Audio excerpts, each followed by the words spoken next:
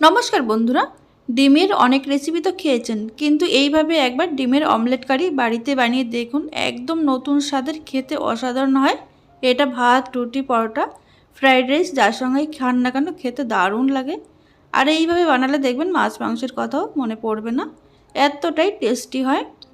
তার জন্য এখানে দেখুন, অমলেট বানানোর জন্য আমি 3টে ডিম ভেঙে নিয়েছি। এবার এর মধ্যে সামান্য একটু নুন আর সামান্য একটু হলুদ, তারপর এর মধ্যে আমি দিয়ে দেব সামান্য পরিমাণে গোলমরিচ গুঁড়ো, দিয়ে দিচ্ছি সামান্য ধনেপাতা কুচি। ধনেপাতাটা কিন্তু একদম কুচি কুচি করে কেটে নিয়েছি। আর দিয়ে দিচ্ছি একদম মিহি কুচি করে কেটে নেওয়া পেঁয়াজ। এবার এই সমস্ত কিছু কিন্তু ডিমের সঙ্গে মিশিয়ে নিতে হবে।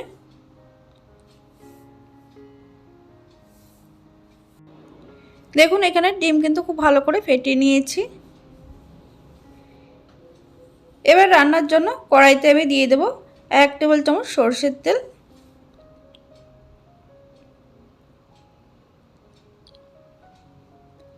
তেল ভালোভাবে গরম হয়ে যাওয়ার পর ফোড়নে দিচ্ছি সামান্য পরিমাণে জিরে, দিয়ে দেব গোটা গরম মশলা, এলাচ, লবঙ্গ, দারচিনি। এবার এর মধ্যে দিয়ে দিচ্ছি একটা বড় সাইজের পেঁয়াজ কুচি। পেঁয়াজগুলো কিন্তু একদম কুচি কুচি করে কেটে নিয়েছি। যতটা পারবেন একদম মিহি করে কুচি করে নেবেন। এদিকে পেঁয়াজের মধ্যে দিয়ে দিচ্ছি সামান্য একটু নুন। তবে গ্যাসের আঁচ লো টু মিডিয়ামে রেখে পেঁয়াজটা আমি ভেজে নেব। পেঁয়াজ ভাজা হতে হতে অন্যদিকে একটা মশলা আমি রেডি করে নেব। দেখুন, একটা মিক্সিং জারের মধ্যে আমি দিয়ে দিচ্ছি 5-6টা কাজু বাদাম, আর দিয়ে দিচ্ছি এখানে 3 কোয়া রসুন বড় বড়, দিয়ে দিলাম 2টো কাঁচা লঙ্কা ঝালের জন্য, আর 1/2 ইঞ্চ মতো আদা।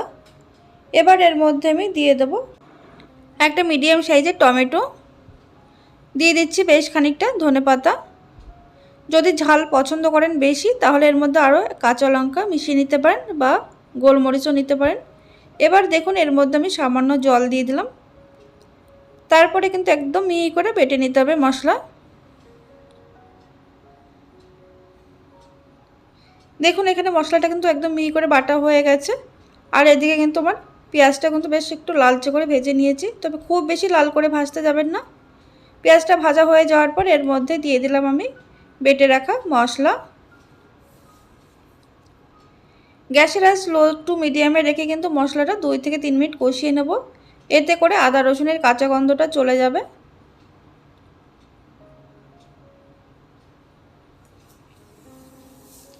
দেখুন, 2 থেকে 3 মিনিট কষিয়ে নেওয়ার পর উপর থেকে কিন্তু তেলও ভেসে উঠেছে, আর মশলাটা কিন্তু খুব ভালোভাবে কষানো হয়ে গেছে। এবার এর মধ্যে বাকি মশলাগুলো দিয়ে দিচ্ছি এখানে স্বাদ মতো নুন, দিয়ে দিচ্ছি সামান্য পরিমাণে হলুদ। এবার দিয়ে দেব সামান্য পরিমাণে জিরের গুঁড়ো, দিয়ে দিচ্ছি সামান্য ধনে গুঁড়ো, আর কালারের জন্য দিয়ে দেব এখানে কাশ্মীরি লাল লঙ্কার গুঁড়ো।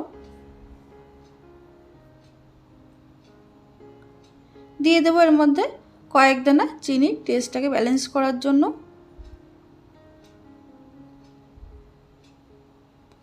এবার এর মধ্যে আমি সামান্য জল দিয়ে দিলাম। জল দিয়ে কিন্তু মশলাটা এবার আরও কিছুক্ষণ কষিয়ে নিতে হবে। এই ডিমের অমলেট কারি কিন্তু এই মশলা কষানোর উপর নির্ভর করবে টেস্টটা। মশলা যত ভালোভাবে কষানো হবে, টেস্টটা কিন্তু ততটাই ভালো হবে। দেখুন, বেশ কিছুক্ষণ কষিয়ে নেওয়ার পর মশলা থেকে কিন্তু তেলও ছেড়ে দিয়েছে। মশলাটা যখন এরকমভাবে কষানো হয়ে যাবে, তখন এর মধ্যে দিয়ে দেবো আমি 1 বাটি উষ্ণ গরম জল।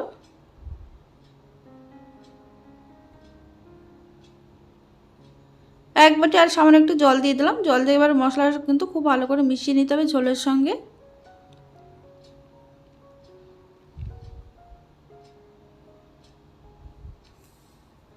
ঝোল যখন এরকম ফুটতে শুরু করবে, তখন গ্যাসের আঁচ একদম লোতে রেখে কিন্তু এটা 2 মিনিট ফুটিয়ে নেব। আর এদিকে আমি ততক্ষণে একটা অমলেট রেডি করে নিচ্ছি। এদিকে ফ্রাই প্যানের মধ্যে 1 চামচ সাদা তেল দিয়ে তেলটা ভালোভাবে গরম করে নিয়েছি। তারপরে এখানে ফেটিয়ে রাখা ডিমটা আমি দিয়ে দিলাম অর্ধেকটা।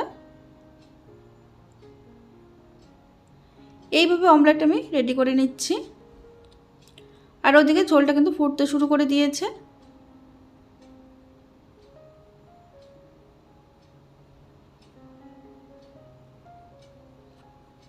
দেখুন অমলেটটা ভাজা হয়ে গেছে, এবার মাঝখান থেকে আমি কেটে নিচ্ছি দুভাগ করে। এইভাবে কিন্তু প্রত্যেকটা অমলেট আমি রেডি করে নেব। এরকমভাবে হালকা একটু লালচে করে ভেজে নিলে কিন্তু একদম রেডি হয়ে যাবে।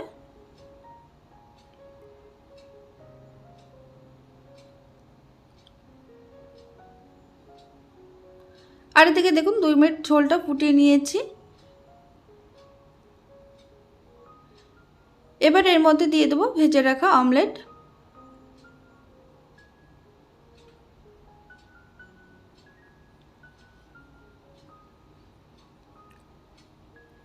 ঝোলের মধ্যে অমলেটটা দিয়ে খুব ভালো করে মিশিয়ে নেওয়ার পর এবার গ্যাসের আঁচ লো টু মিডিয়ামে রেখে ঢাকা দিয়ে এটা 2 থেকে 3 মিনিট কিন্তু রান্না করে নিতে হবে। এটা রান্না হতে কিন্তু খুব একটা বেশি সময় লাগে না, একদম কম সময়ের মধ্যে কিন্তু তৈরি হয়ে যায়। দেখুন 3 মিনিট পর ঢাকনাটা খুলে নিয়েছি। এদিকে কিন্তু অনেকটাই কমে গেছে ঝোল। এবার উপর থেকে দিয়ে দেবো আমি সামান্য পরিমাণে ধনেপাতা কুচি, আর দিয়ে দেবো খুবই সামান্য গরম মশলার গুঁড়ো। এবার হালকা হাতে একটু নাড়াচাড়া করে মিশিয়ে নিলে কিন্তু একদম রেডি হয়ে যাবে ডিমের অমলেট কারি। এইভাবে একবার বাড়িতে বানিয়ে খেয়ে দেখুন, আশা করি সবার ভীষণ ভালো লাগবে। আর ভিডিওটি ভালো লাগলে লাইক কমেন্ট শেয়ার করতে ভুলবেন না। চ্যানেলটাকে সাবস্ক্রাইব করে পাশে থাকবেন। ধন্যবাদ।